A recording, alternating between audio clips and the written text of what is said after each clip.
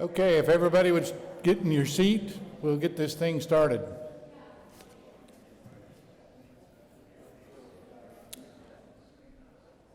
Is Mike Yazbek handy? Mike's going to lead us in the invocation. You want to come up here and actually you could go to that podium over there.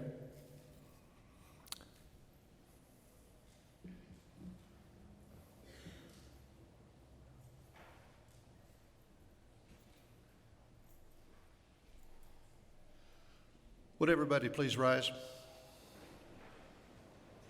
Let us bow our heads to the Lord. Our most gracious Heavenly Father, please grant us the wisdom and the foresight to choose those you have ordained to go forth and represent this nation. And please bless those who have been chosen to represent their precincts and our homes as we take on the most important tasks of our citizenship. Please let us forward in safety and in love, that we can reach out and tell everybody that we are the party of freedom and that we are the party of equality, and that we can move forward and make this nation one nation under God and indivisible. In the name of the Father, the Son, and the Holy Spirit, amen. Thank you, Mike. Mike's one of our new precinct chairs for 427. So what I want you all to do is, as time goes on, get to know who your precinct chairs are, because that's how we work to get out the vote, precinct at a time. Now I'd like to introduce our color guard. They come from Boy Scout Troop 87, and introduce to you Eagle Scout Adrian Avila.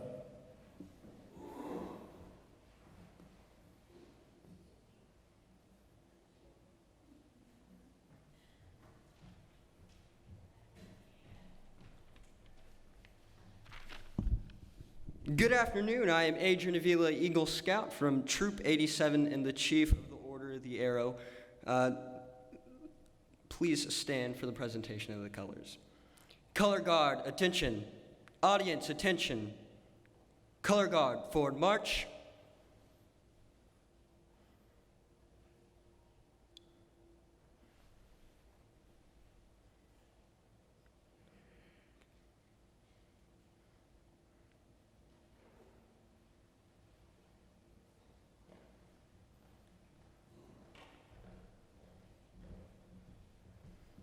Color guard, halt. Color guard, post the colors.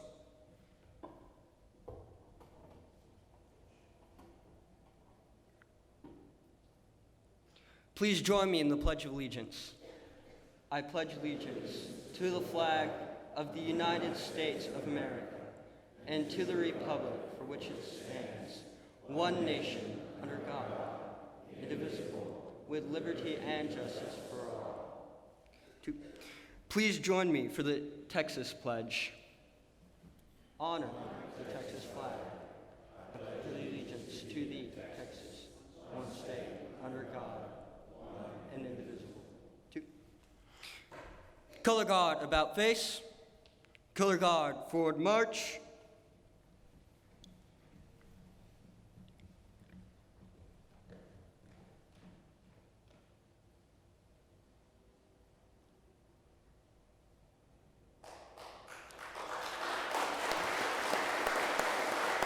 Color guard, halt.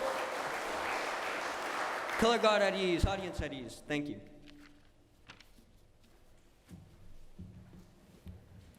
Thank you, Eagle Scout Avila. Today we're going to do things a little bit different. This was going to be our county convention, but we had some interest in having the candidates here, so we invited them, and a lot of people wanted to come. Someone asked questions. So what we're going to do is we're going to have our constable candidate speak, then we're going to do the judges. The Court of Appeals plays 7 judges. Then we're going to be briefed by Tom Roller, our SREC chairman, or committee man, and then we're going to listen to For Price tell us what's going on at the state. Then we're going to move into our Congressional District 13 candidates. After that, we'll recess. Anybody that's not a delegate to our convention can go eat and leave, and we will do the hard and dirty work of the political process. So at this time, I'd like to introduce to you Carrie Haney. Carrie is running for Constable, Commissioner Place 4, and we need to really get behind Carrie and help him so we can clean up our constable mess that we have in Potter County. Carrie?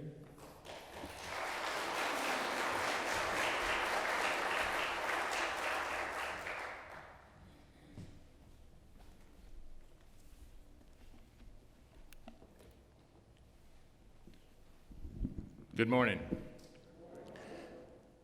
Chairman Rogers, distinguished guests, delegates, and visitors, thank you for allowing me to address you this morning. I am running for Constable, Potter County Precinct 4. I have an opponent in the November election, and as soon as we get through with the Republican primary runoff, boots on the ground. In December of 1980, I made two important decisions that had the potential to affect my life. I registered with the Selective Service, and I registered to vote. I registered with the Selective Service because I had to. I registered to vote because I wanted to. The first election I ever voted in was the 1982 Republican primaries here in Amarillo, over in Randall County. I cannot tell you who I voted for. I can't tell you who was on the ballot. But I can tell you that with the exception of the 1988 general election, I have voted in every election since. I also went to my first county convention in 1982. That was an experience. I do not have the actual number, but my estimate and recollection is that there were between 250 and 300 people at the county convention. We filled up more than half of the auditorium over at Bonham Middle School. This morning, by my estimate, we will have approximately 50 to 60 people participate in the Potter County Convention here after the forum. I'm happy that each person that is coming to the convention this morning has made the decision to come. But this is not going to make it if we expect our republic to survive. And yes, we still live in a republic. This is not a democracy, this is a republic. And it's worth saving. Here's the question and the challenge. How do we get the numbers back to where they were in 1982? How do we inspire people to be involved in the process? It's more than just showing up and creating a platform. In Texas, the Republican Party platform, is over 30 pages long. And it's getting longer by the minute. Can anyone tell someone, anyone, what the Republican Party stands for by referencing the platform? I'm not here to bash the party. I think the Republican Party is the best that you can get. But in my opinion, the platform does not adequately represent the party for the simple fact that it has become way too complicated and way too cumbersome. I firmly believe that a Republican form of government is better than any other form of government. But what do Republicans stand for? Do we know? Do we care? Are we Republican because that's the way we were raised? Or are we Republican because that's what we choose to be? I choose to be a Republican. Do we believe in the sanctity of human life? Do we believe in limiting government to the 6 functions enumerated in the preamble to the Constitution? Do we believe that every human being should work for what they receive and receive what they work for? Do we subscribe to the belief that all men are created equal? How does the Republican Party differ from the Democrats, the Libertarians, the Green Party, or any other political organization? Do we act on what we claim to believe? Our systems of belief by themselves will not carry the argument unless we are capable of putting our beliefs into practice. It goes back to that old saying, they do not care how much you know until they know how much you care. We have to be able to demonstrate that we are living what we believe and we believe in what we live. Somewhere along the way, we seem to have lost the ability to communicate that Republicans care. We have allowed others who are not Republicans to define our actions, to define our motives, and to define our agenda. It is time for us to take back our party and define what we are, rather than letting others do it for us.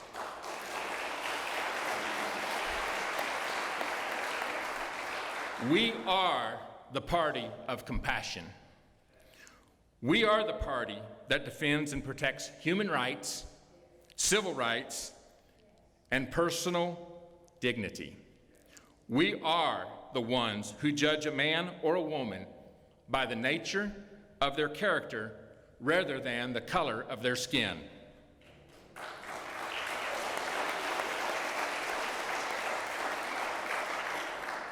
But just because we are compassionate does not mean that we should not hold people, all people, accountable for their actions.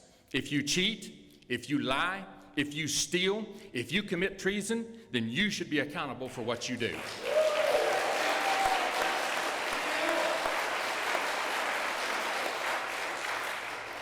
The last phrase of our pledge to the flag essentially sums up what it means to be a Republican. The phrase, "with liberty and justice for all," defines the essence of a republic, our republic. We as Republicans should work to ensure that every American citizen is able to enjoy the liberty of a free society while being confident that justice will be served equally, regardless of race, creed, color, national origin, or political affiliation. When we begin to live like Republicans, when we begin to act like Republicans, then we will be able to convince others that a republic is worth keeping. That is how we will once again have 250 people attending the county convention. Thank you for your time.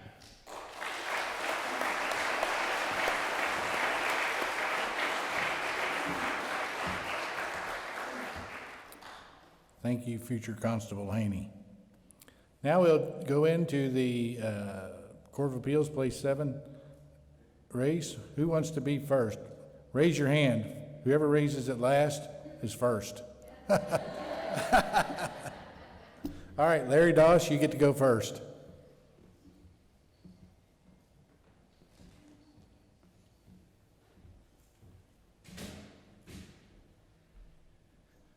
Good morning, folks. My name's Larry Doss. I currently serve as the justice on your 7th Court of Appeals.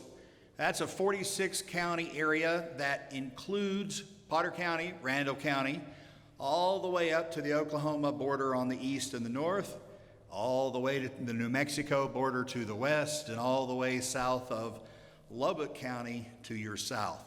It's an area of about 62,000 square miles. It would be the 22nd largest state in the country if we broke off the 7th Court of Appeals and formed a different state. It's that big. I think it's only appropriate that we are meeting today in a convention in a church. This is from where our constitutional history began. A place where we could meet in a group and we could agree to disagree and we could have vigorous debates among ourselves, but when we voted and when we took a position, it was of one voice and of one accord. It reminds me of when Paul wrote to the church at Corinth, 1 Corinthians 1:10, where he said, you're supposed to be a good unity. You're not supposed to be of division. We live in a world right now of great division, not only in our world, but in our own party. We have debates amongst ourselves right now on whether Black lives matter, whether blue lives matter, whether all lives matter, whether wearing a mask matters, whether the economy matters. And it's okay to have those discussions and disputes. It's okay to have that disagreement. But when we as members of the Republican Party have that debate outside of our own circles, when we tear each other down, when we break off our unities and our ties and our friendships because we disagree on things that are political, do you know who wins that race? The Democrats do.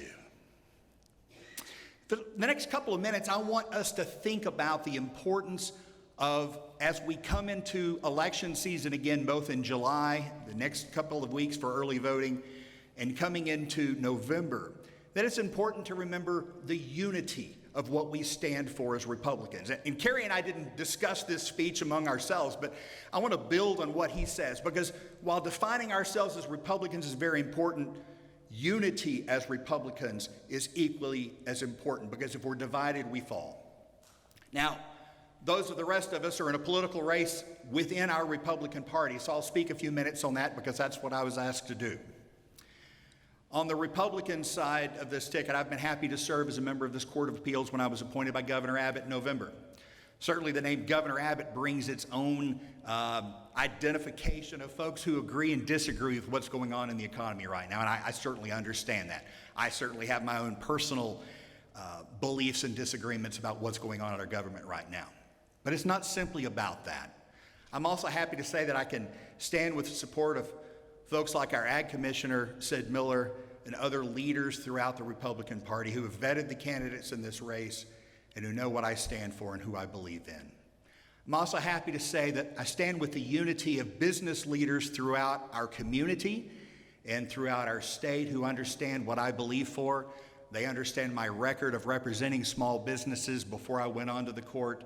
They've had an opportunity to investigate us and interview us, and I'm happy to say that I have virtual universal endorsement among folks who are supporting small businesses in our community.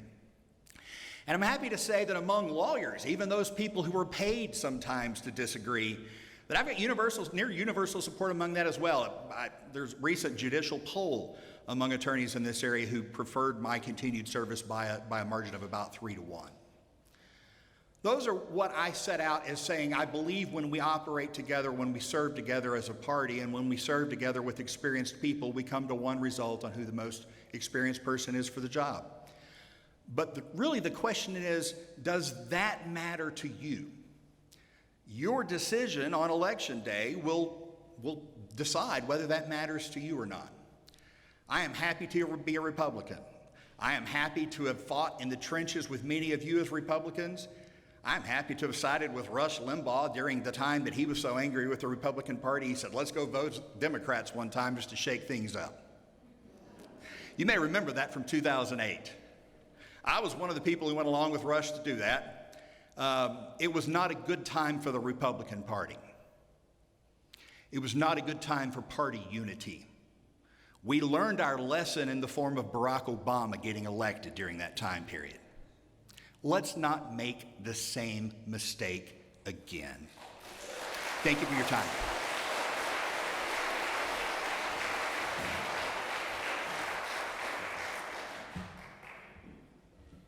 Thank you, Mr. Doss. Now, Stephen Denny.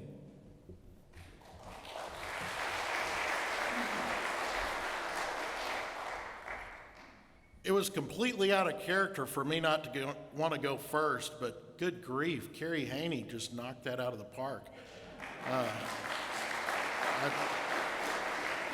I had no idea he was going to come up here and have that greatly prepared speech. That was awesome. And definitely in the spirit of a county convention. That's what we want. We need to be cheerleaders for our cause. We need to be advocates for what we believe in every relationship we have and in every person we run into. Each morning, part of my prayer is that I represent my faith to a way that people see the way I live and know who I live for. And that if I must open my mouth, that I try and use that to glorification of God. And so I would ask you to use that in your politics as well. I would ask you to live your life in a way that everyone goes, wow, that person is a conservative. That's what it means. and that if you must open your mouth, whether it be on the internet or in person, do it in a way that glorifies that party and not yourself and doesn't bring the rest of us down. And that's difficult to do when you're arguing with idiots on the internet. So, I know that you guys aren't really here to listen to the Court of Appeals, and so I'll try and keep it as brief as a lawyer with a microphone can. But, you know, the bottom line is this. My dad said I could wreck an anvil with a marshmallow, and it appears that's what's happened to this election. Back on March 3rd, I was sitting there watching the results, and a grass fire went out. I threw my cell phone to my wife and said, I got to go help put out this grass fire. And when I came back, it appeared that I had won the election by 297 votes. Over 91,000 people came out to vote in that election, and it appeared that I had won. But we started discovering that there was a problem. 2 counties had completely left our election off of the ballot, and 1,214 people didn't get to vote in this particular race. As it turns out, the case law says that if that happens, the judge can't determine what the result of the election was, and so a district judge and then the Court of Appeals ordered that we completely redo the election that 91,000 of you came out to vote in last time. And I'm just terrified that we're going to decide this one with 5,000 or 10,000 people, and that just kills me. So that's where I need your help. That's why I say you've got to live your life. You've got to be an example. I need your help. Potter County came out resoundingly for me, and I'm proud of that, and I thank you now for that. But I need you to come out and vote again. I'm not up here to tell you what politicians think about me as to why you should vote for me. I'm here to tell you who I am, what I stand for. I'm a volunteer firefighter. I've been fighting fires every other day this week out in Valle de Oro. So when I cough, I promise you I don't have the virus. It's because I've got soot in my lungs from fighting those fires. So don't shy away. I'm a Christian. I was saved and baptized at Trinity Baptist Church just right up the street when I was 14 years old. I'm currently a member at Paramount Baptist Church, and although judicial candidates can't tell you what they stand for or don't stand for, feel free to read into that whatever you want. I serve on the safety team there at Paramount Baptist Church, which means I stand in the hallway ready to do violence on anyone who intends my congregation ill. I'm an NRA lifetime member. You can read into that whatever you want. I'm a firearms instructor. I'm a father. I've got a 17-year-old son who's working on his Eagle Scout, and it makes me proud to see the scouting program still going strong despite the negative that we've all seen in the news. That Eagle Scout should give you an indication of what I stand for. This isn't new. Me being a conservative isn't new. I developed these values whenever I was very young, and I disagreed with a lot of the people that I came in contact with, high school and college, and I definitely disagree with the majority of lawyers I run into, because it turns out there's not very many conservative lawyers around. I will speak to one. I keep hearing about this poll of the 3-to-1 that lawyers voted to endorse my opponent. I'll tell you, the numbers were there was about 90 that voted for him and 30 that voted for me, and that's out of the entire district. And there's about 30 lawyers that work for his firm. So you can do the math on that. I'll end with this. I'll tell you, one of the most important things, I think, if you're choosing a candidate to represent you in the Republican primary in November, I think you should choose a candidate who has never voted as a Democrat.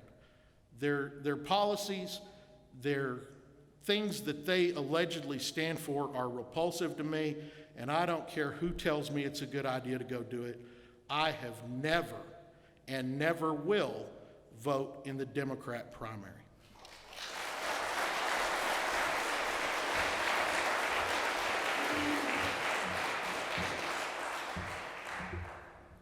Thank you, Steve Denny. Now we will hear from Tom Roller, our SREC committee man, and he'll give us an update on what's going on in the Republican Party.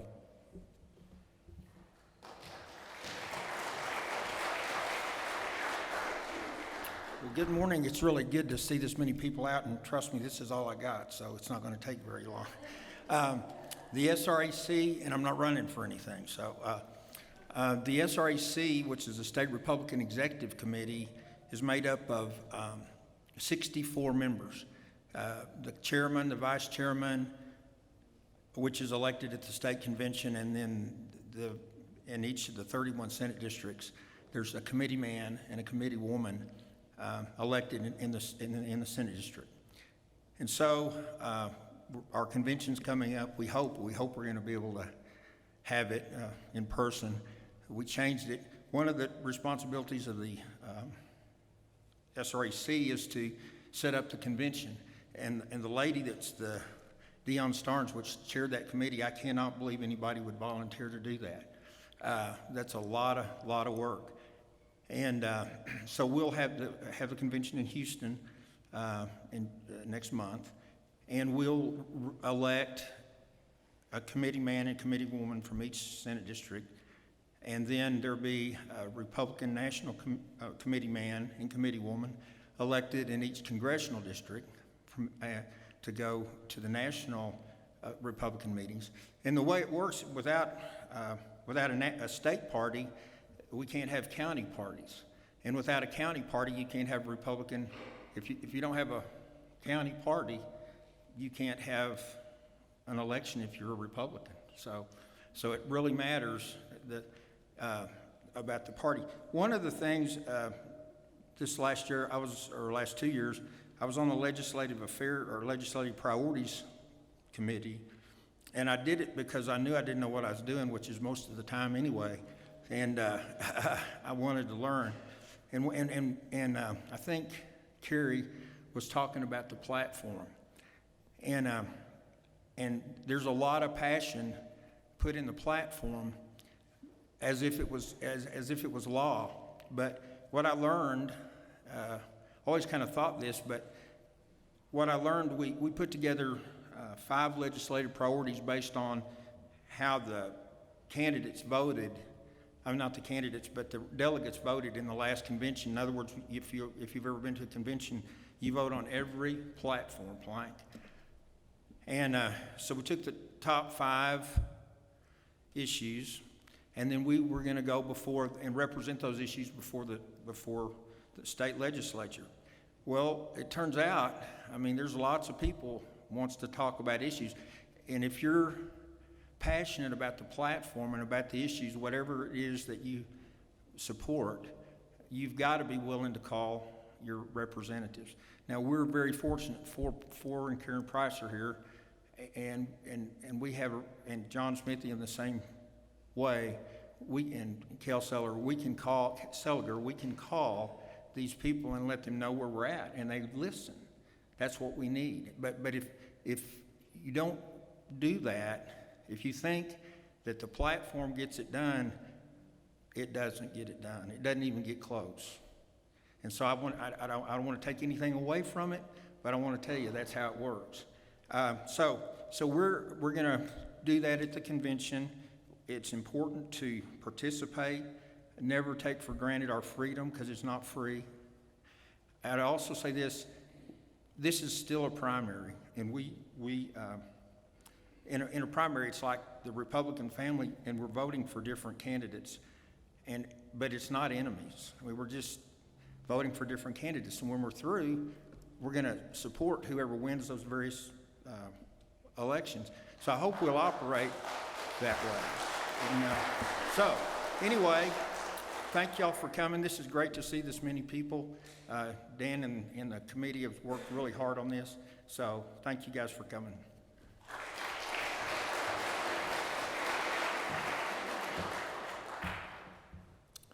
Thank you, Tom. Now, I'd like to introduce our representative for District 87, for Price.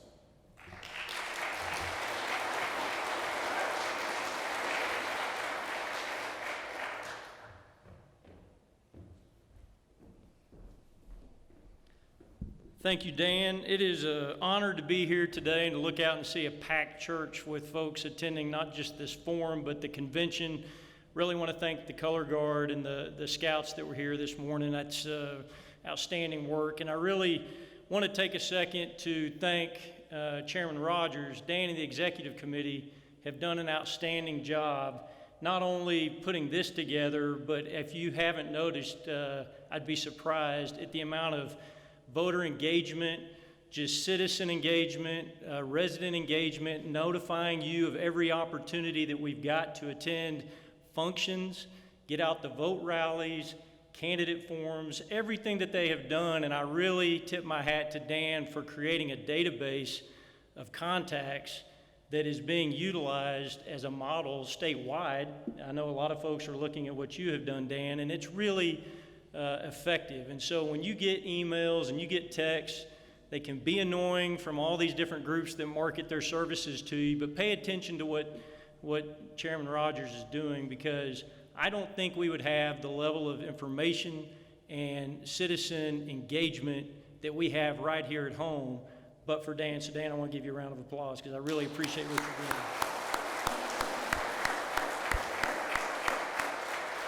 I also want to thank, since back when I was first elected, we have had one thing in common here, which has been great leadership in our parties, both in Randall County and Potter County. And I represent Potter County, and Tom Roller was chairman of the party back when I was first elected, and he was followed by Tanya Detton and Bill Bandy and Dan Rogers, and I'm really grateful for that.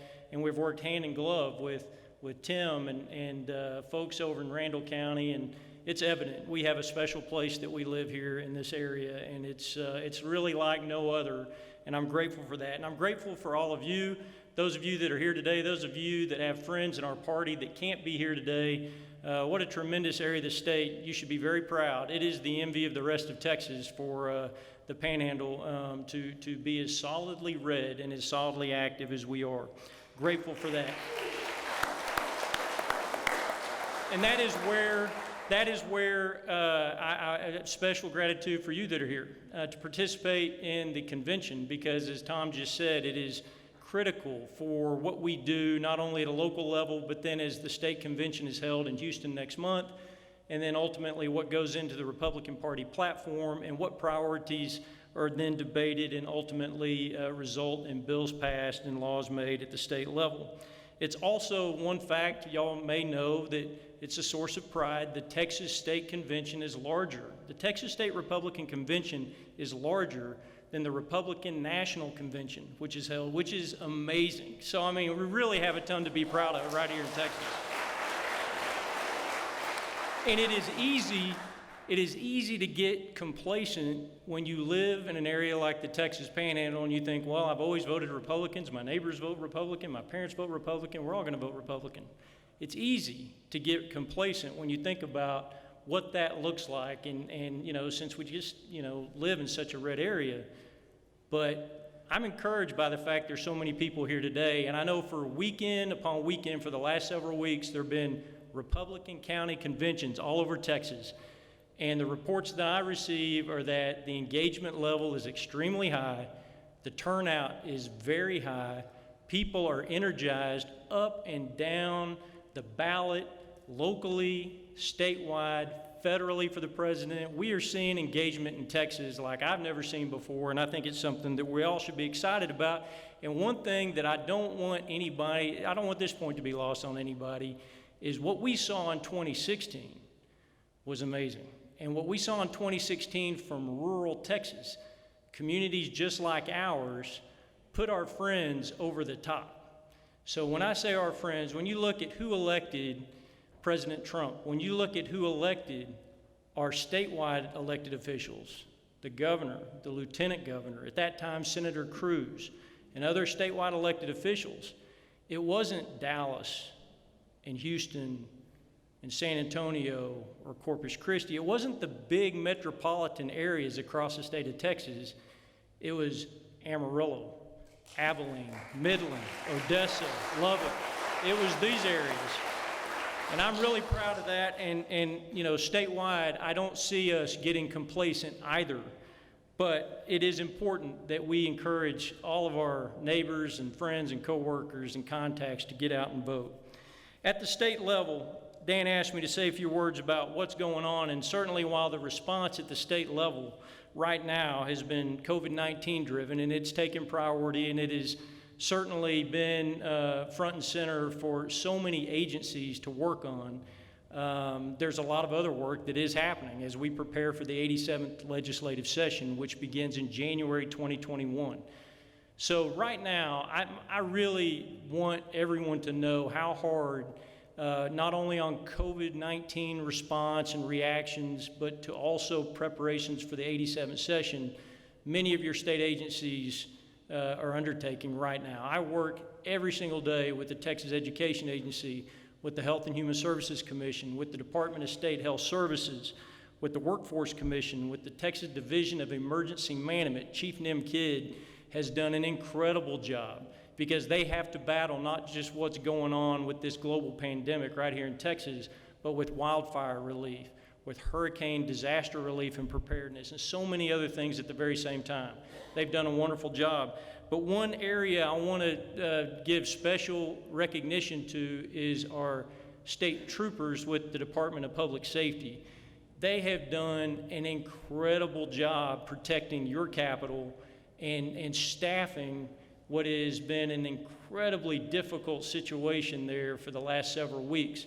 Several of my colleagues and I, in fact, 2 weeks ago, contributed thousands of dollars to have food trucks up there to feed our troopers because they were literally doing 12-hour shifts and sleeping on the granite floors of our Capitol in order to protect it from rioters and looters and people who were upset at a number of things and just glad to be upset at anything and go up there at the Capitol and destroy our great, beautiful Capitol. So if you see a DPS trooper, be sure and thank them, pat them on the back, let them know how proud of them you are, because they are incredible. One thing that we are doing as we prepare for the 87th session, which is very difficult for us to get together right now as committees and groups, is work on the issues we know we're going to have to deal with and will take priority when the session starts. Every session, the biggest issue is our state's budget. It is the only bill that has to pass during any legislative session. And thankfully in Texas, the budget has to balance. So I know that's not a novel concept to anybody in this room, but it is a novel concept to folks that don't live in Texas, and we have a constitutional amendment that requires it. So obviously we can't print money, but more importantly, we can't deficit spend. We cannot spend more money than we have. And in fact, we have 4 constitutional spending limits within the actual Constitution that requires us not to even get close. So we don't even spend the revenue that I guess we could spend that we have available to us as a state. But that budget drives every policy decision we have, and we know that the comptroller next month in July will come out and tell the state in his revised biennial revenue estimate that the Texas economy has slowed down and we will not have as much revenue in the next 2 years that we would have thought we might have, say 6 months ago at the beginning of 2020. So the Legislative Budget Board and the chairman of the House Appropriations Committee and the House Ways and Means Committee and the Senate Finance Committees are meeting every single day with state agencies and combing over the LAR requests, their legislative appropriations requests, asking them to tighten their belt, asking them to do what's necessary, just like any of us would, which is reduce your spending, figure out a way to make your agencies function without going to the taxpayers for more tax revenue. And in fact, what you will see is that exact thing happen in the next session. Texas will balance its budget, but it won't do it by raising a tax. Because in fact, what you remember is we passed and you all approved through constitutional amendment, we cannot create a state income tax in the state of Texas forever based on our Constitution. So you won't see that. What you will see in all likelihood is a combination, a use of many tools to balance the budget so that you provide an adequate source of funding to meet the state's needs and priorities. And that will include changing of timing on payments, deferral of payments so that it can be accounted for in different periods. you may see the use of some of the Economic Stabilization Fund, not for recurring expenses, but for one-time expense areas that will smooth out our state's economy. That's what it's for. You may see other areas of the federal government providing access to funds to help COVID expenses and other things which we will utilize. And then you will see reduced agency spending across the board. But what that will do is really focus the state's efforts on our priorities, which historically have been in the areas of public and higher education, in healthcare, in infrastructure, and in public safety, which includes border security. We spend more money than all the other states combined on securing our border. And that is not going to change. We will see that focus on infrastructure for a couple of reasons. One is state of Texas is kind of a victim of its own success.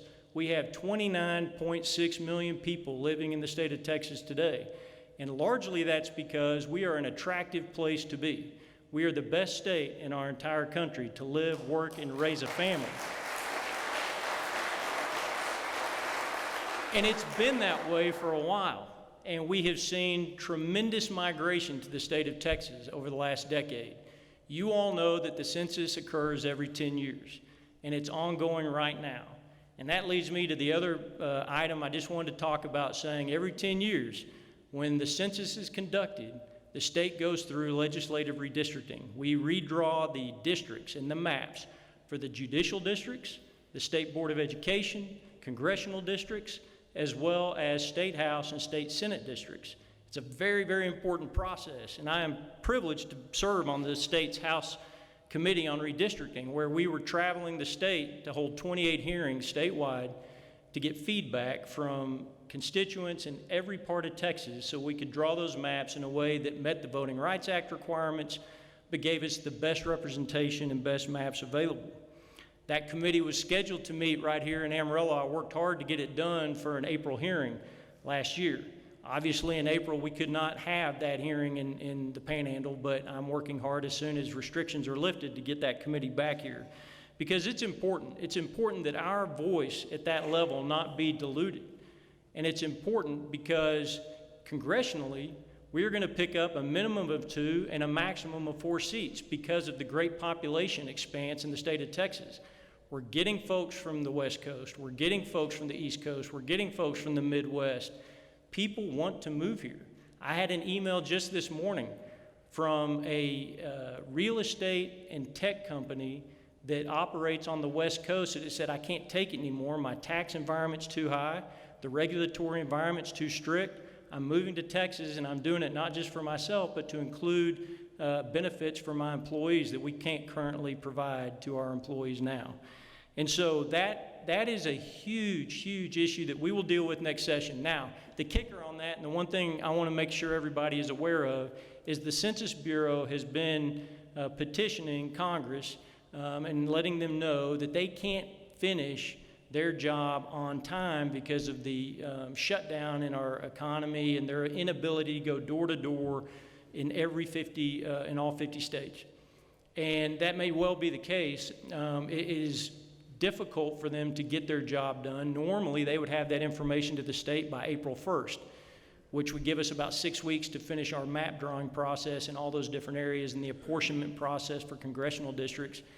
But now it looks like that information may not be available until July of 2021.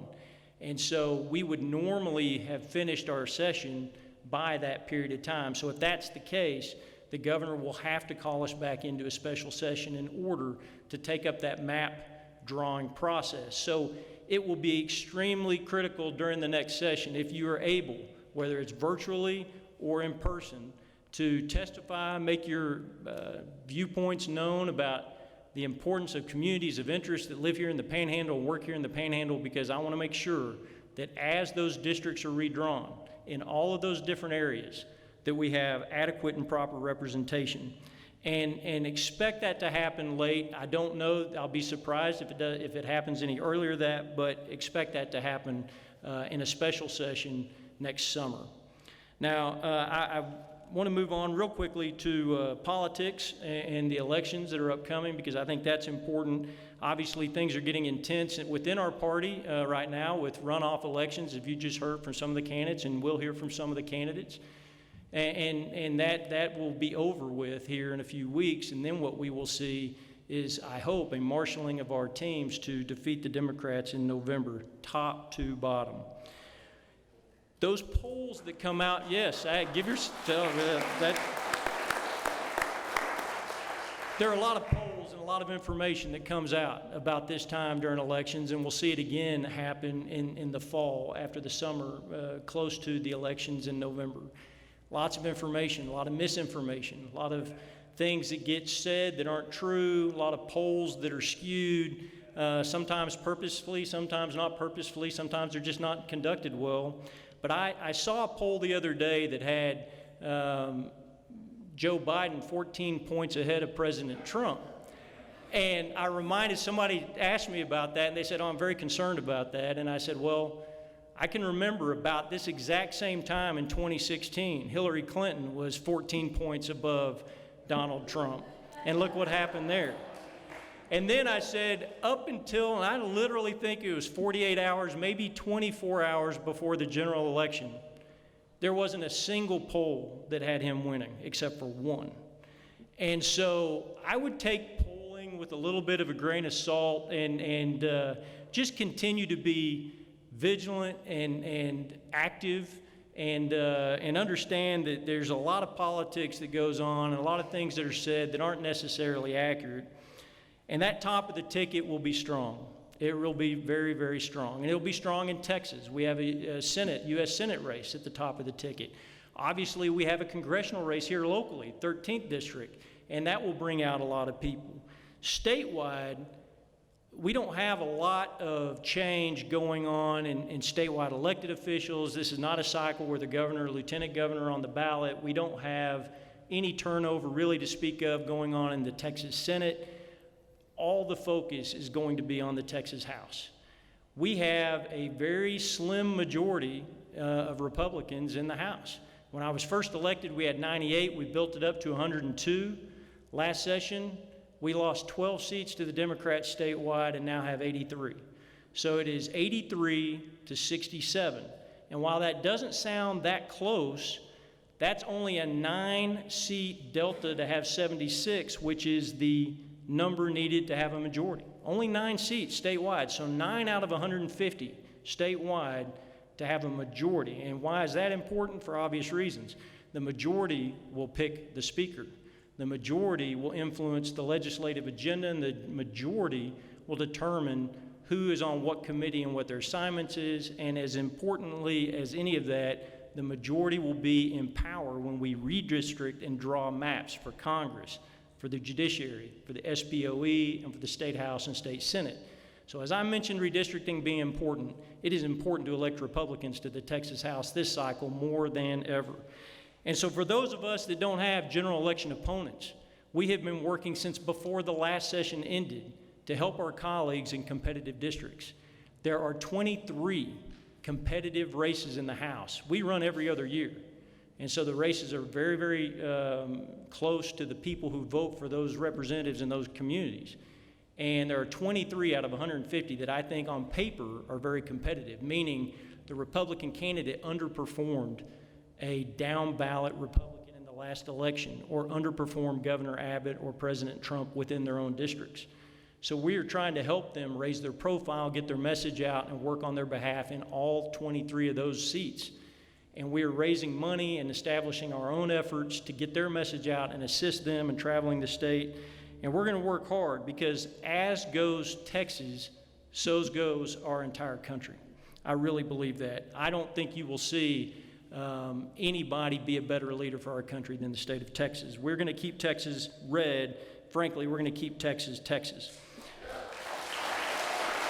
So it is not all doom and gloom. It's tough in these environments to get, obviously, wrapped around the axle on pandemics and economies, and I mean, it's all important, but Texas remains a very powerful force in our country. We are looking at registering. As of day before yesterday, we have in the bank 100,000 new Republican voters registered statewide, and that's due to a very strong effort by our party. We're outperforming all the other states in just about every economic indicator area you can think of. We still remain the 10th largest economy on planet Earth. If we were our own country, we'd still have the 10th largest economy. We have the largest rainy day fund of any state in the country. And we will retain control of the legislature, the legislative branch. We will retain control of the executive branch. We will contain control of all the statewide offices. We haven't elected the Democrats since 1994, over a quarter of a century. We will continue that trend, which means we will continue to support our law enforcement. We'll continue to support the rule of law. We will continue to support the sanctity of life, the Second Amendment, the strong fiscal policies that have made Texas a leader for our country, the protection of our private property rights, and the promotion of small business and individual accountability and individual responsibility. I want to thank you again. It's been a real honor to be here, and just like I said, I'm really encouraged that we have such great turnout, because it makes me know that we're going to be successful, not just here in a few weeks within our party, but in November when we're battling the real enemy of politics today. Your presence and work here today and everything that you're doing is extremely important to this whole process, and together we will keep Texas red.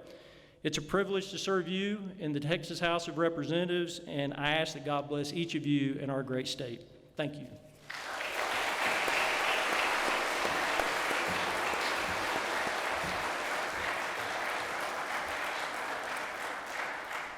Thank you, Representative Price. All right, now before we get to the congressional candidates, I would like to introduce to you two people. Is Linda Watkins back there somewhere? Is Linda? Where's Linda?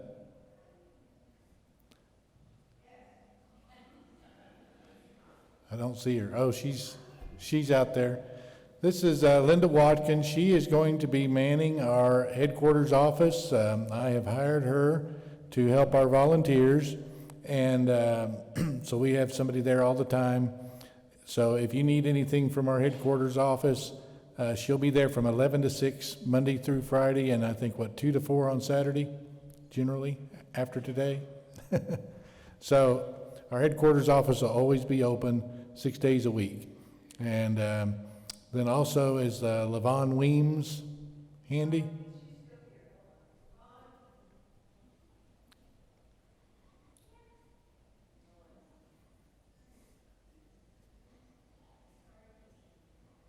Yeah, and this is LaVon Weems. She's my executive assistant, and she helps me with a lot of this type stuff, political stuff. So those people are who you may be talking to on the phone once in a while. So they're the brains behind everything at the Potter County GOP.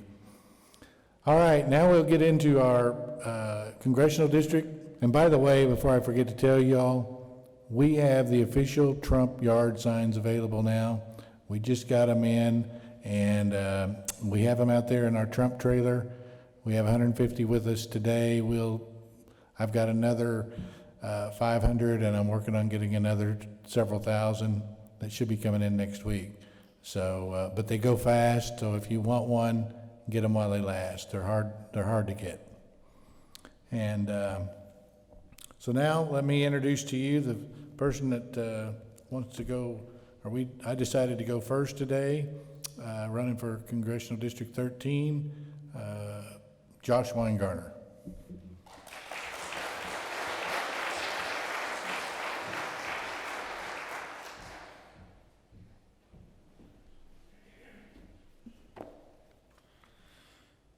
I want to start out by reiterating what Representative Price said. Thank you all for being here today. Thank you for taking the time on a weekend to come out and be a part of this process.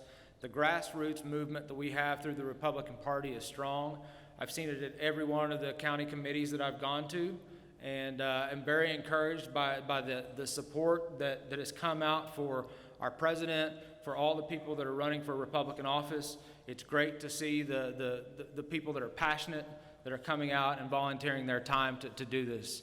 I also want to say thank you to the Boy Scouts and to the Honor Guard this morning. That is exactly what we need in this country. We need more people participating, more young people participating in Scouts and other organizations like that, more parents, more adult leaders participating with kids. That's how we make sure we don't continue to have these crazy Antifa types trying to tear down our statues. Being involved with our kids, making sure that they have adult leaders that are teaching them right from wrong, that, having a strong family, that is a key component to our culture, our value system, and that is what's going to make sure that we don't continue to have the craziness that we've been seeing over the last several weeks.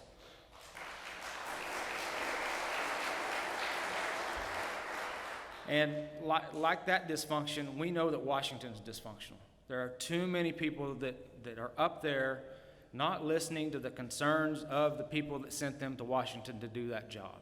They're no longer representatives. They're up there looking to be on TV, push their own agenda. They're not listening to the people that elected them, the people that sent them to Congress to do the job. And that job was to represent you. That is the goal, that is the promise that you make when you run for office and you're elected, is that you're representing the people of the district that sent you there.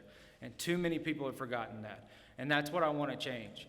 I want to make sure that you always have somebody in Washington that understands you, that is communicating with you, and that is continuing to push the values that you have, working on the issues that matter and matter the most in this district, continuing to have someone that stands with President Trump to build the wall and fix our immigration system, which we know is broken, to continue to fight for the sanctity of life and support continuation of pro-life movement, to stand with for our constitutional amendments, to support our Second Amendment and be strong, protect our individual liberty.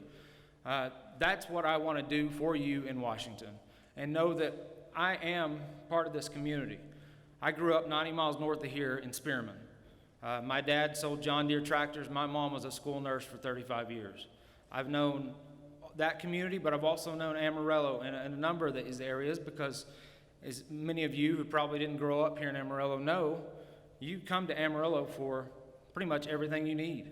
You come here for the mall, for doctors, you name it. You're part of Amarillo too. You're part of Potter and Randall County. So I've grown up in this district, and I'm raising my family in this district. I have 2 kids. We live south of Canyon, in between Canyon and Happy. 2 kids that are part of the Canyon School District. My wife is also on the Canyon ISD School Board, and we have a small place just south of Canyon where we raise Angus cattle, but then we work here in town. My wife works for a real estate company selling farm and ranch real estate, and I work a few blocks west of here at Texas Cattle Feeders. I've been here for 14 years working on behalf of the members of the Texas Cattle Feeders, the farmers, the ranchers, the cattle feeders, the small businesses that are part of that organization. I've had some great opportunities to do things on behalf of my membership, to be their voice in Washington and in Austin, to really push to do away with many of the regulatory burdens that make it so hard on businesses to operate and businesses to even expand and start new operations. I think that's both a key to Republican principles, but it's also key to further success and a real stimulus for our country. We've got to remove the regulatory burden that is continuing to push people out of their operations, closing them down, but also that stymies economic development and growth. One of the stories that I heard from the very beginning of this campaign, I was having a conversation with a lender up in Spearman that I've known all my life. And he said, the year after Dodd-Frank passed and was implemented, I had a young man come in and he wanted to start operating his own farm. He wanted to get out from underneath his mom and dad, and what he wanted was an operating loan. And I looked at him and I said, I'm sorry, but I've got to deny your loan. You don't meet every one of these check boxes that I'm required to fill out under Dodd-Frank. But if you'd come in here last year, before we passed this and implemented it, I would have made you that loan. because I've known you all your life. I've known your parents. I've known your grandparents. I know you'd have worked your tail off and you'd have got me paid back. And if you didn't, then that's on me. I had that ability to take that risk and absorb that, but I had confidence in you. So let's think about this. If that's the way we're treating young people that are coming out of college today with a degree that we've encouraged them to go get, but now when they're out in the workforce or trying to be in the workforce and start something, we're telling them, no, you can't have that loan. We're going to give you $60,000 to go to college, but we're not going to give you $10,000 to start a company. It just doesn't make sense. That is the cultural shift that I see through our country. So that we've created a regulatory environment, whether it be financial, environmental, labor issues. We've created this environment where we've pushed kids to, okay, well, I'm just going to go work in the city, I guess. I'm going to go to Dallas. I can go work there. I can be assured a job there. So now I'm living in Dallas, raising a family there, rather than moving back home. There are a number of people that graduated with me from Spearman that would have loved to move back to Hansford County or moved here to Potter or Randall County and started a family here because this is their home. But they didn't have those opportunities. They didn't have those opportunities not because of us, but because of the government. I think if we can create that environment, and this is one of the things, again, that I've been talking about a lot that I think is important for us to understand, and I'm glad that Representative Price mentioned this too. Infrastructure is a key component for our future. We've talked about, from his presentation, he was talking about the number of people that are moving into our state every year. It's great. Texas is a great state, and we are obviously have a better business environment than much of the country. But we can be better. Our entire country can be better. And our rural areas really need to focus on that. So one of the things that I've been talking about that will make us even better is the ability for us to have true high-speed internet broadband connectivity. That creates so many opportunities for people throughout our district, because then you create a situation where you've got a family who may be teleworking to Houston or Dallas, but now you've got a spouse that's also employed in that community. You've got kids that are in those small schools. It creates and when you're talking about 2 or 3 people in a school, in a small town like Spearman, that's a significant increase. So having that opportunity moving forward will be key for us maintaining the level of quality in our small towns and lessening the number of people that are moving out of there, and the brain drain, as some people call it, that we lose our most eager and educated young people from those communities to other areas of the state. We also have to really push for career and technical education, to grow your own great jobs that can come out from people and we need to replace them. You look around, electricians, plumbers, welders, ages of those careers, it's much older. Having those young people graduate high school with that skill set that can go and apprentice with those people that have been doing it.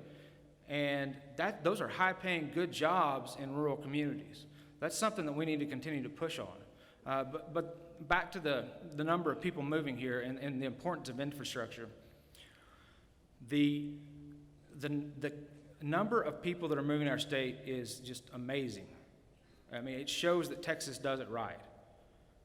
But let's look at what we pay in our federal taxes. And we'll take the gas tax for an example. We probably pay more per capita in federal gas tax than anywhere else in the country because of the amount of travel that we do, the distance we have to drive. Yet when we send that tax to the federal government, Texas itself is a donor state. Texas doesn't receive back for our infrastructure needs, our other needs, what we pay in. And then what Texas does get back stays on the other side of I-35. We don't see that return here. That's got to change. We need to make sure that we have a voice that understands those dynamics, that understands the infrastructure needs that we have, the needs that we have been paying our federal taxes to take care of, but we're not seeing that returned. That's our money that we paid into the federal government, but it hadn't come back here. So excuse me. So those are a number of things that I want to address when I'm up there and talk about and make sure that we have somebody, again, that is tied to this district, somebody that understands the different dynamics of being raised here versus being raised somewhere else, the uniqueness of this district, the things that we do better than anyone else, but the things that we need to focus on. Another funny story, and it's funny, but it's sad at the same time, and it's the importance of agriculture and the lack of understanding by many of the people in our federal government about the importance of agriculture and the importance of this district to agriculture. We're the 7th leading agriculture district in the country. I overheard a congressperson speaking to a group of people on labor issues. And in that conversation, she, with a straight face, because we were talking about how much employees get paid on farms and ranches across the country, and with a straight face, she turned to someone and said, "How much do y'all pay your cattle guards?" Had no concept. People think that our food comes from the grocery store. They think that you go out there and you drill a well, and you're going to drill a kerosene well, you're going to drill a gas well, you're going to drill a diesel well. They don't understand those dynamics. It's foreign to them. And we need to make sure, and that's what I want to do, is to be your voice and your vote in Washington. Advocate on the things that continue to drive our economy, like agriculture, oil and gas, and our small businesses. Lessen the regulatory burden that's on all of us so that we can see true expansion of our economy. And then be your advocate when it comes to issues that you may have with the federal government, making sure that there's always somebody working for you and the issues that matter to you. So with that, thank you very much for your time. I appreciate your support, and I look forward to talking with you more.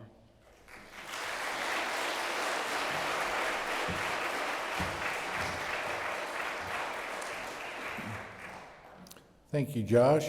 Now, Admiral Jackson.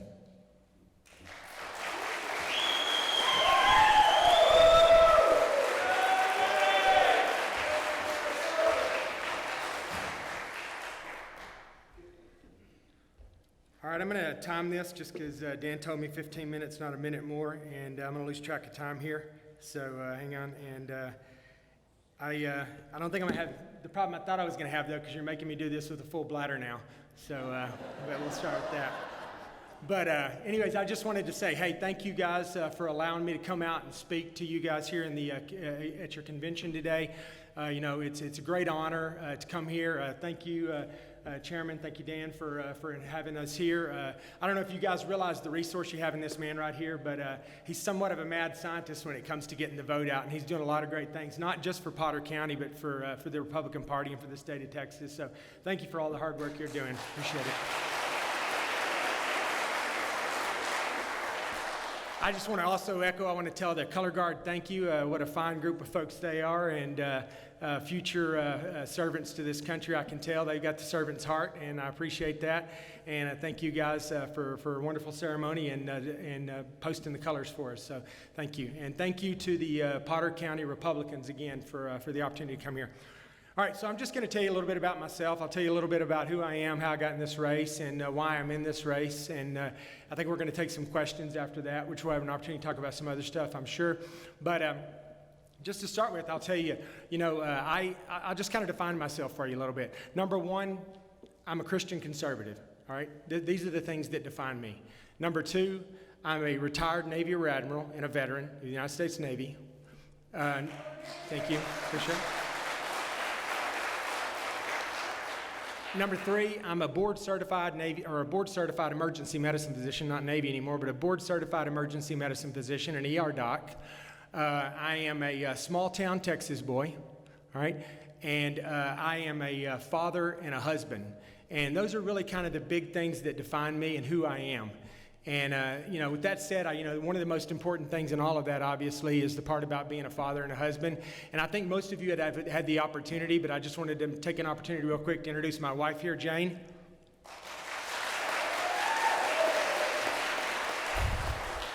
Jane and I have known each other for 31 years. We've been married for 27 years now. We met at Texas A&M, and I won't go into that story, but I was the gig 'em. I don't want any of the Red Raiders in here to get up and leave, but yeah, that's right. But anyway, so we met. We met back then. I was a resident advisor that checked her into her room, and that was 31 years ago. We've been married for 27 years now. We have 3 children. I have an 18-year-old who's involved in the summer seminar right now at the United States Naval Academy. He wants to go into the military, and he wants to be a Cobra pilot and fly attack helicopters with the United States Marine Corps. That's his aspiration in life. So that's most likely what he's going to be doing. He's going to be either going to the Naval Academy and or Texas A&M if he doesn't end up at the Naval Academy. And the attraction of the Naval Academy, obviously, is I'm on the board at the Naval Academy, and my older son went to the Naval Academy, and he's 23 right now. He graduated the Naval Academy in 2018, and he's now a platoon leader with SEAL Team 3, and so he's leading the SEAL platoon.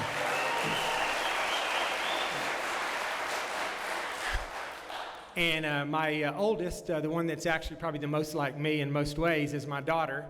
And her name is Libby. She is 25 now, just turned 25. And she got her master's of business administration about 1.5 years ago. And she's serving her country in her own way as well. She's working for our National Security Agency right now.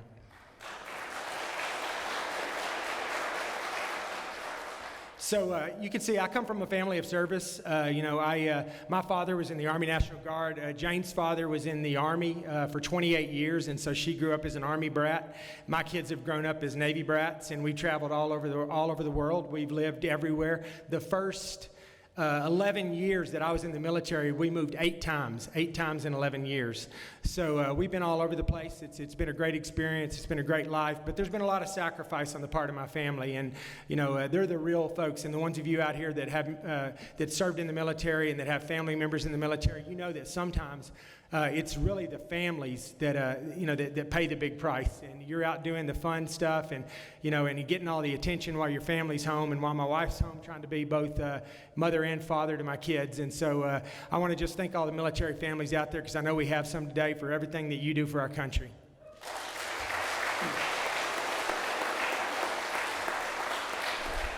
All right, I'll get into talking a little bit about where we're at on this. But, I was born and raised right here in the state of Texas. I'm a Texan.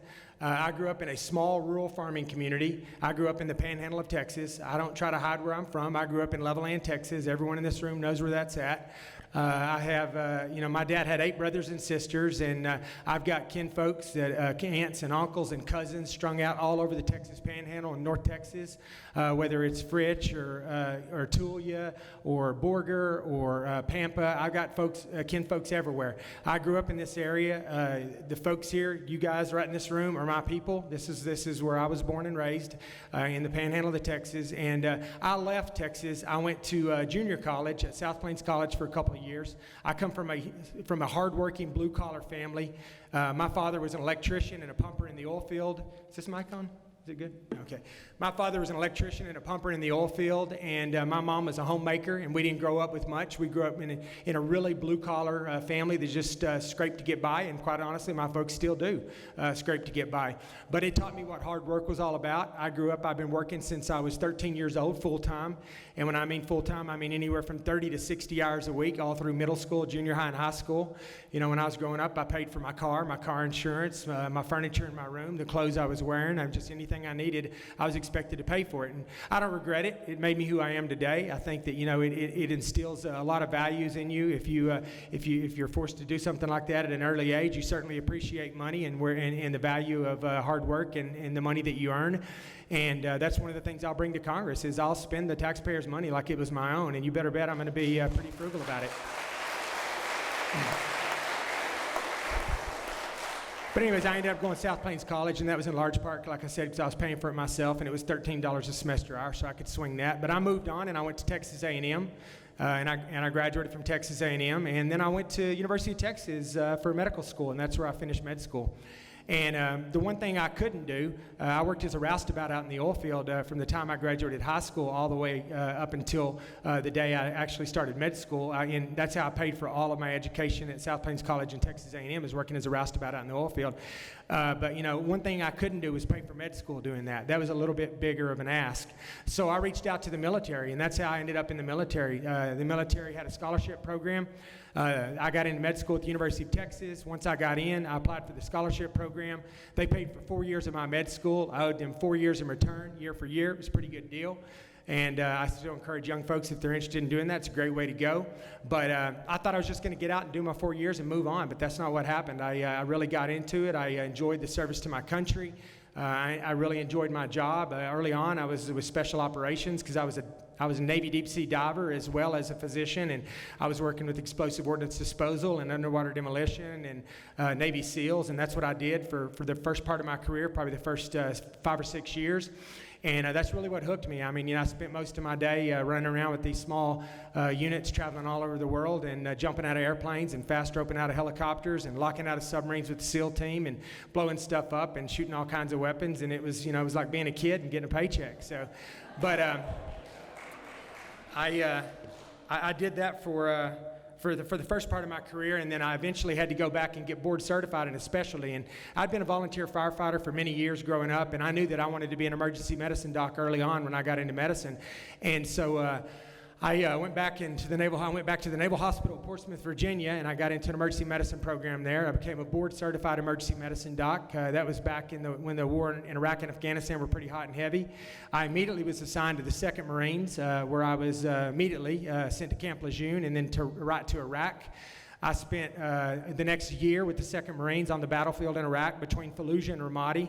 I was the officer in charge of the resuscitation component of a surgical shock trauma platoon, and we were busy. We were real busy there. We had guys coming in every day, with their arms and legs blown off and with eviscerations and their bowels hanging out and horrible burns, and it was the real deal there. And I was didn't like to see that, but I was glad that I was there to exercise the training that the military had given me to be there when our soldiers and Marines came in that kind of condition. But I did that for about a year, and then I ended up getting offered a job at the White House as a White House physician, and that was in early 2006, and I ended up becoming the junior physician for President George Bush, and that's how I ended up at the White House.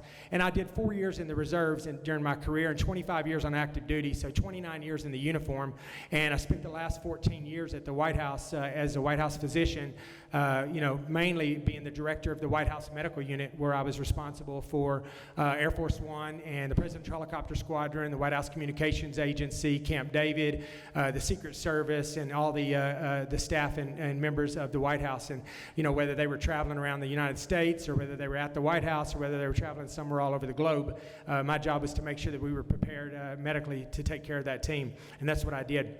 Well, long story short, I'll just fast forward a little bit. I didn't plan to be in the Trump administration, but I ended up agreeing to extend my active duty toward the end of my career, and I was actually planning to get out right after President Trump got in. My plan was to move on. Jane and I were planning to retire. Already had over 20 years of active duty, and I was already a Navy admiral. And Jane was super excited about coming back home to Texas. She'd been on Zillow looking at houses for a full year at least, and we were fired up about coming back. We had stuff lined up, but I agreed to stay to make the transition so that we could find a good physician to take my place to take care of President Trump and somebody that he and this team was comfortable with.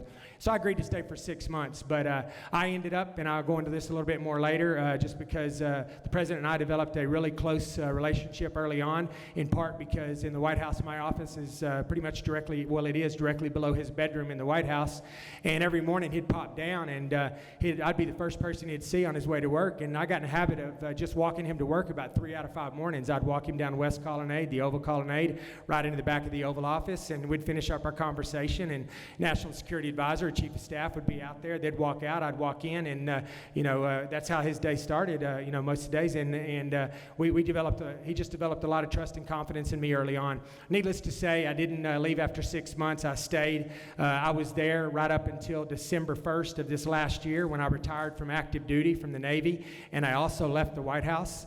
And I did that because I was moving back home to Texas, moving right back here to the 13th Congressional District to get in the fight for our country and to run for office here, and that's what brought me back here.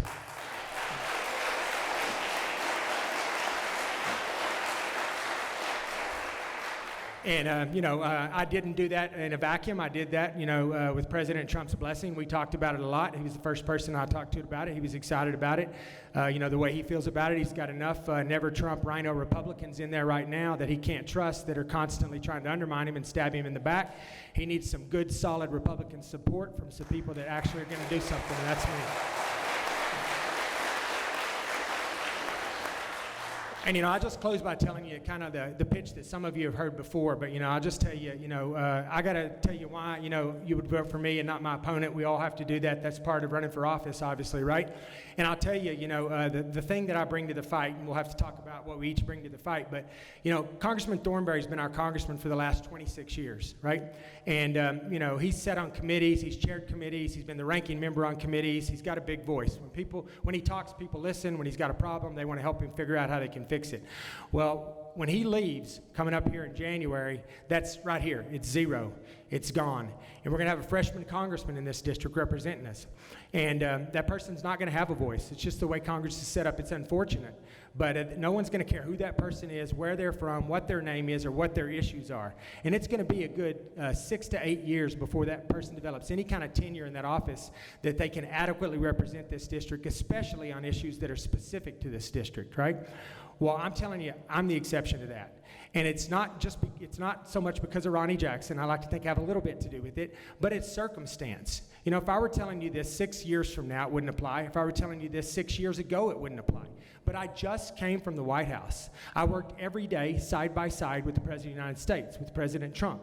I know every single one of the cabinet secretaries. I have their home phone numbers, their cell phone numbers, whether it's agriculture or commerce or energy or defense or the VA. They're all friends of mine. I took care of them and their families for the last 3 years. They're going to answer the phone when I have an issue. They're going to want to know how they can help me fix it. I know everybody in the West Wing, the Chief of Staff, the National Security Advisor, Domestic Policy Council.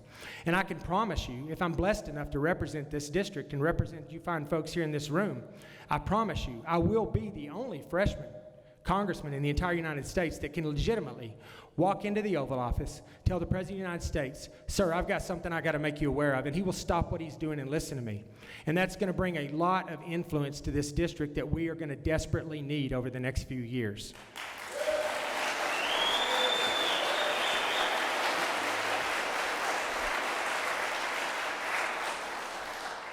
So I'll tell you, I'm gonna close with making you a promise. I'll make you 2 promises. My 2 promises to you is that if you decide to elect me as your representative in Congress, the first promise I make you is I promise you I will make you proud. I promise. Number 2, I promise you that everyone in this country is going to know who the representative from the 13th Congressional District is, because I'm going to be a loud, proud voice for the state of Texas, for the 13th Congressional District, and for each and every one of you. Thank you.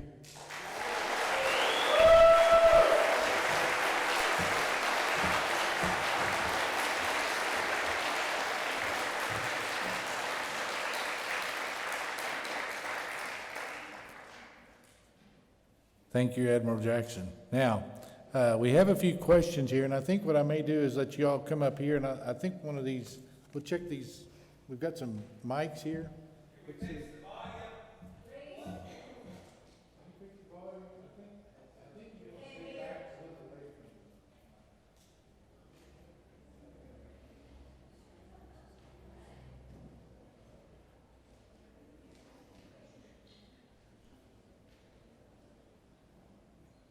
Does it work? Can you hear me?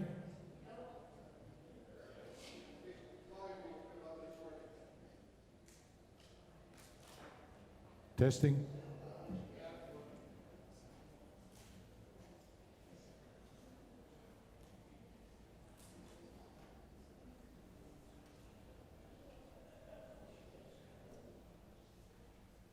I I think this one's louder. Can you hear me, Daniel? We'll use this one.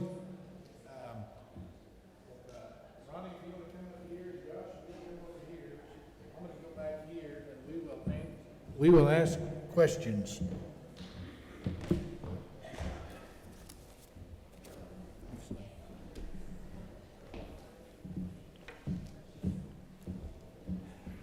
I apologize if you guys couldn't hear me a while ago. Jane says I was too close to the mic. It sounded up there like the mic was cutting in and out, so this one sounds a lot better. You want to try that one, Josh? I think, is it fine? I think if you stay back away from it, it works better. Good. I think if you get too close, it... Yeah, that's...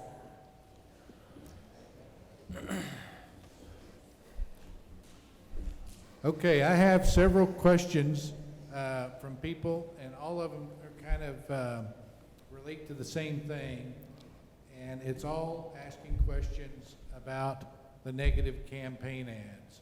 For instance, I have Libby Hayes wants to know, she says she's not sure she wants any rain because the amount of dirt being passed back and forth, she's afraid that we're liable to end up in a big mudslide.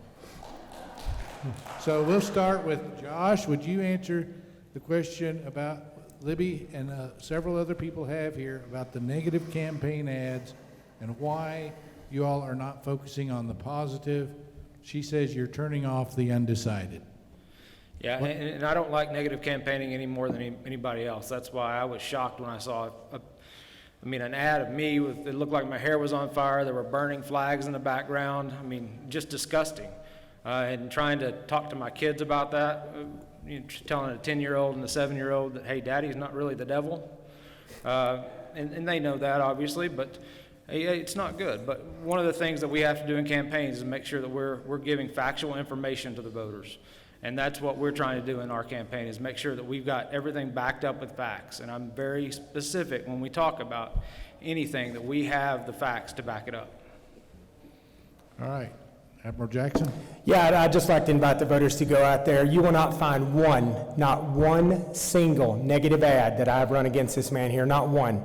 There's a PAC that ran an ad out there. I don't have anything to do with them. By law, I can't talk to them, discuss it with them. I've let everyone that's known, everyone that's said something to me, I've let them know I don't approve of the negative campaigning. I am keeping it positive.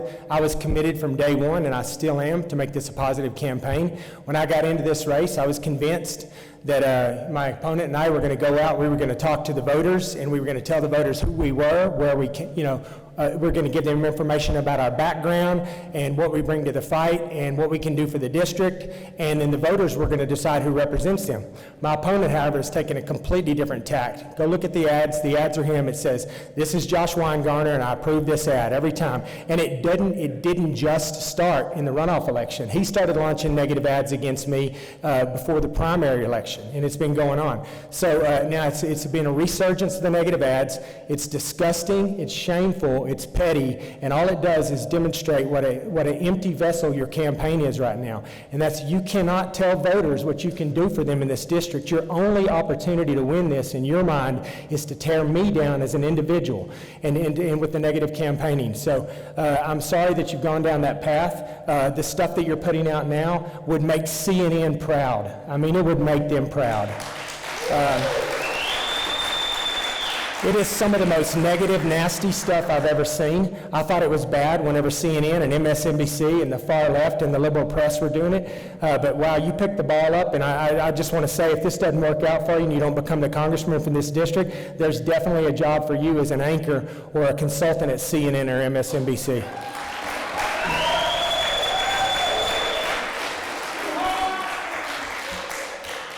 All right, let's switch gears here, and Jason Fogelsong, which was one of y'all's competitors, who's one of our precinct chairs in Potter County. Can't hear me? Can you hear me now? Okay. Jason Fogelsong would like to ask, and we'll start, Ronnie Jackson, you can go first. What do you see as the most important issue to the general public in District 13 at this time? Well, I think we have a lot of issues. Some of them are specific to the district, you know, we can talk about, and I'm sure we will talk about with ag, with farming and ranching and things of that nature that may be more specific to this district than some other areas in the country. But we have a lot of other issues that are really common, where, you know, and I'm going to talk about those, my pro-life, making sure that we defend the unborn, our Second Amendment, making sure that nothing happens to our Second Amendment rights. Health care is huge for everyone in this country. Immigration, securing our borders, deregulation. But I'll tell you, the number one thing that we have, the number one problem we have in this country right now is that this country is in sharp, sharp moral decline right now. We are losing the moral high ground in this country. Right?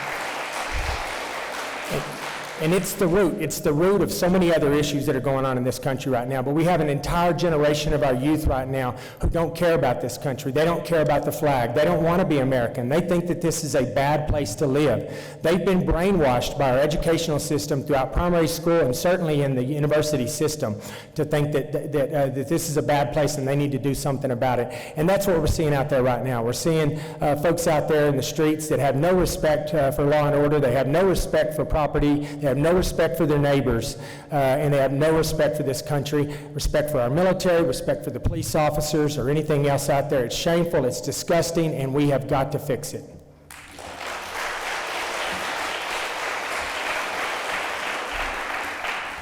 All right, Mr. Weingartner, what do you think is the most important issue facing District 13? I'll repeat it. What is the most important issue facing District 13 in your opinion? Well, I think right now the most important issue is to re-elect President Trump, take control of the House with a Republican Congress, and then we can address a number of the issues that we've been talking about. Continuing to build the wall, get that fixed so we can keep the drug traffickers and the human traffickers out. Support and defend our Second Amendment rights. Protect the unborn. Protect our military and could stand up for the military and for those that need additional services through the VA. To be strong for the people that have sacrificed so much, to defend our police. All those things will be much better when we elect a Republican Congress and have a Republican president like Donald Trump continue to serve in the White House.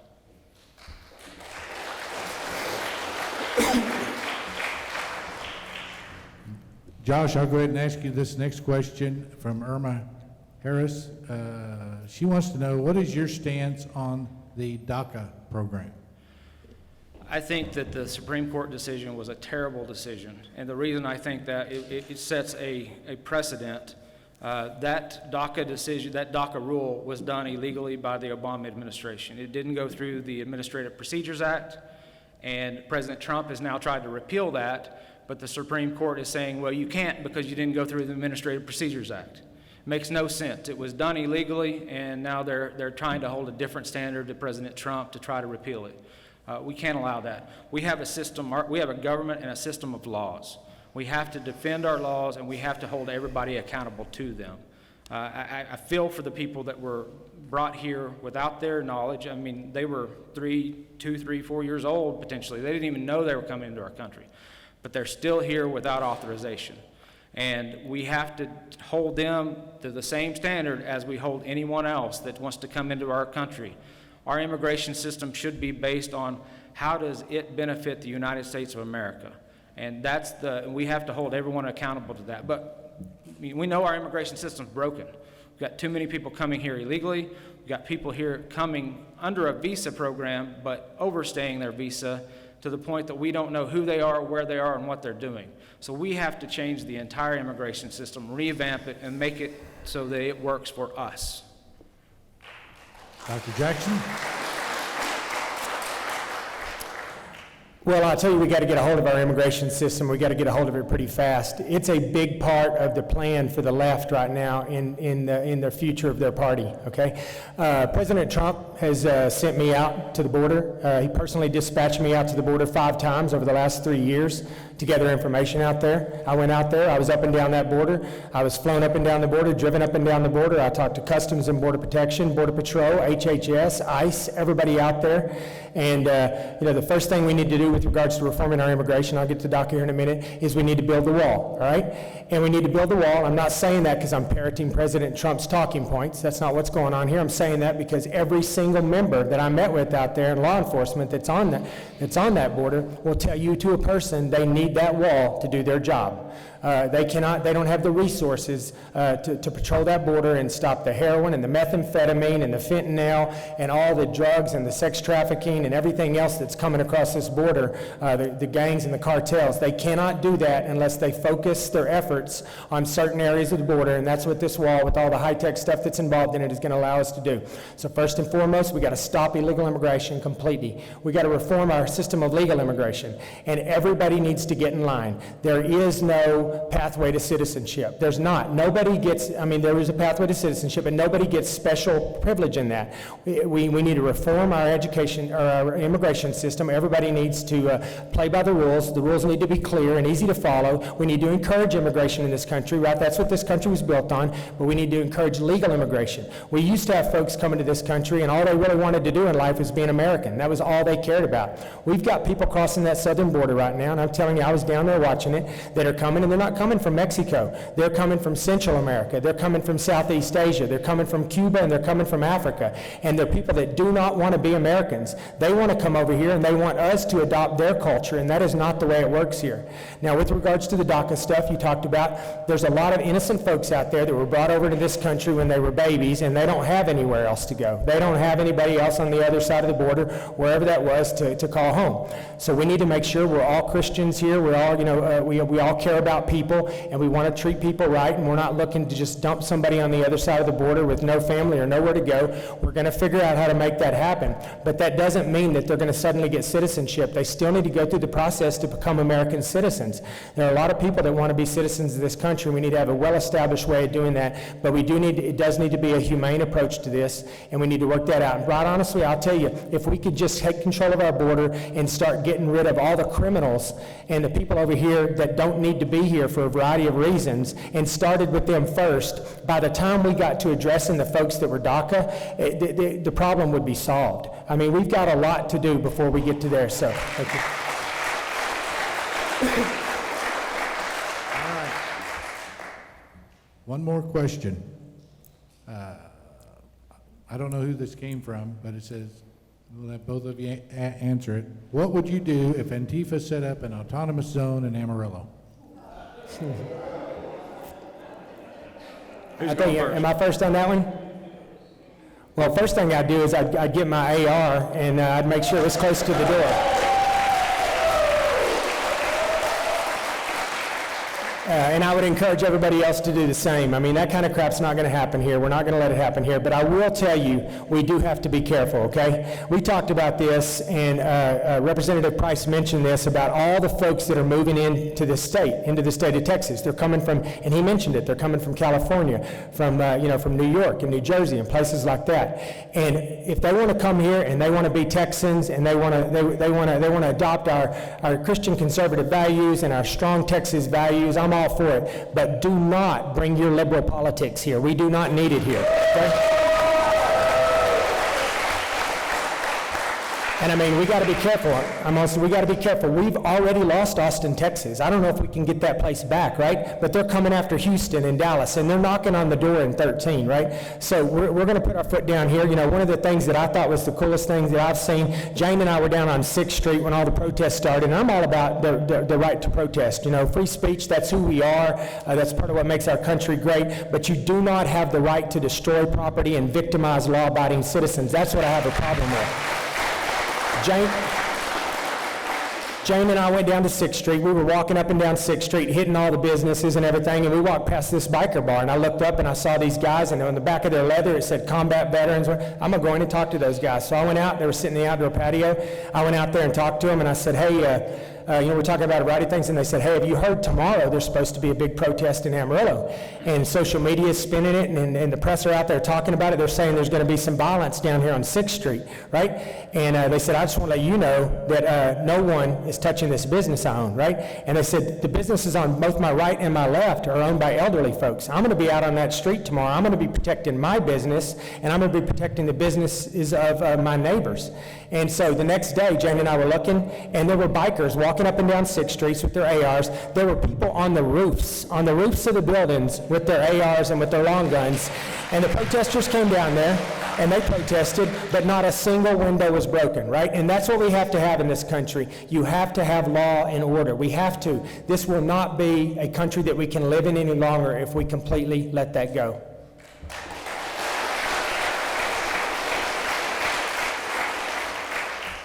Josh, it's your turn. Yeah, so I think one of the big differences here too is we know that our police force is not going to give up a police station to anybody that comes and tries to take it. Our Amarillo police force won't allow that to happen. And the citizens of this community won't allow that to happen too. Just like my opponent mentioned, there are going to be people that will come out and they will defend their neighbors. That's the wonderful thing. One of the wonderful things about where we live is we are not going to wait on somebody to do something for us. We're going to take care of it ourselves. We're not going to wait for the feds or the state to come in and tell us what to do. We're going to take care of it.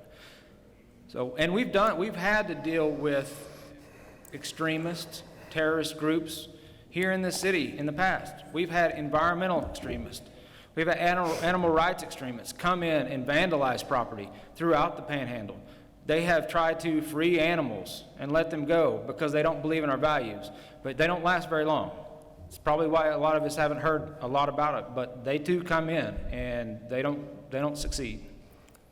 Dan, I'm going to tell you one more thing too, just real quick, just a second. I'm going to tell you also that, I talked to the president about this a couple of weeks ago. I saw him in Dallas. I went up, and before he came down for the events, he called me up on the plane. I went up and met with him in the office, and it was me and the president and Attorney General Barr up there. And the president asked me about this, and he said, what do you think about what's going on in Seattle?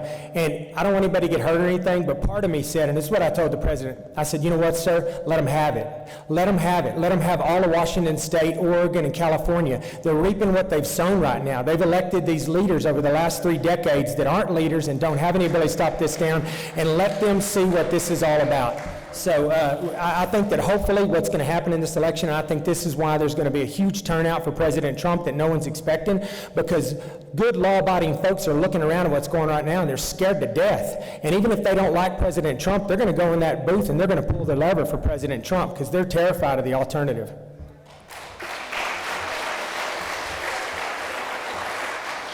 All right, I think we'll wrap it up. That's the gist of all the questions. So we'll let Ronnie, you can go first, and Josh, you can be the last. And we'll give you like 5 minutes max, and tell the voters why they should vote for you over their opponent.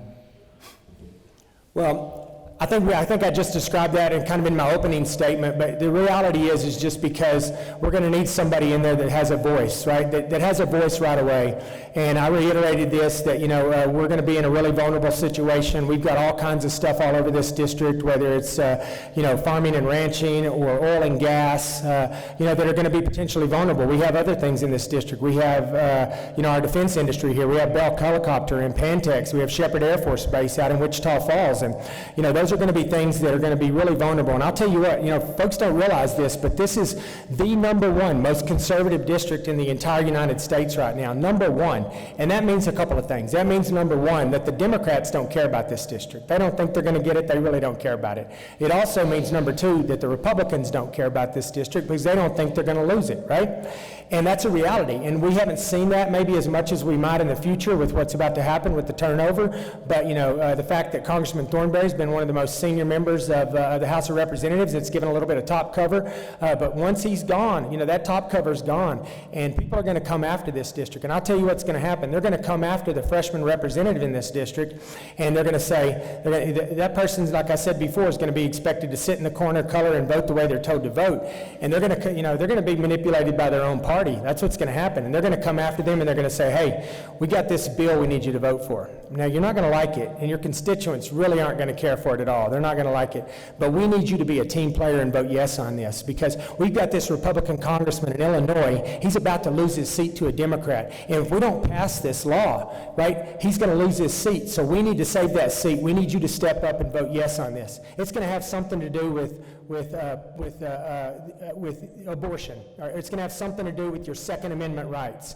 It's going to have something to do with you that you feel really strongly about, and they're going to put the pressure on that person to step up to the plate and do what's right for the party and vote the way the party wants them to vote. I will not do that. I won't do that. I promise you I won't do that. I'm getting in this race. I'm not getting in this race because I want to be your congressman 30 years from now. That is not who I am. That is not what I'm doing.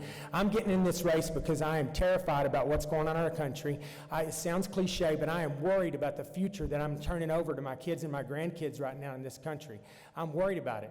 I'm getting in this fight because I have the unique opportunity right now, and not only the opportunity, but the duty to get in the fight and do something about what's going on in this country, and that's what I intend to do.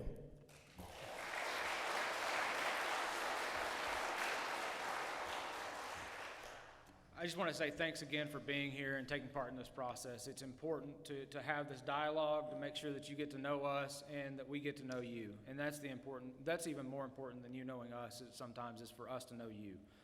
And that's why I'm running to be a representative. Not running to just be another congressman, but to be your representative, to be your voice and your vote in Congress, and to be your advocate on those issues that are important to this district. That is the key of being a representative and in a representative government. To make sure that you have a voice in Washington, that we're not lost, that our district matters, and we know it matters, but to make sure that everybody else in Congress knows it matters. I'm not going to tell you that when I'm elected that I'm going to make sure that everybody in the country knows who I am and who the congressman is from here, but I'm going to make sure that they know who you are and what issues are important to us. That's what I want to do. I want to continue to be an advocate for the things that matter here. Our culture, our values, and the industries that drive this area. So thank you very much. Thank you both. You all are dismissed. Thank you, sir.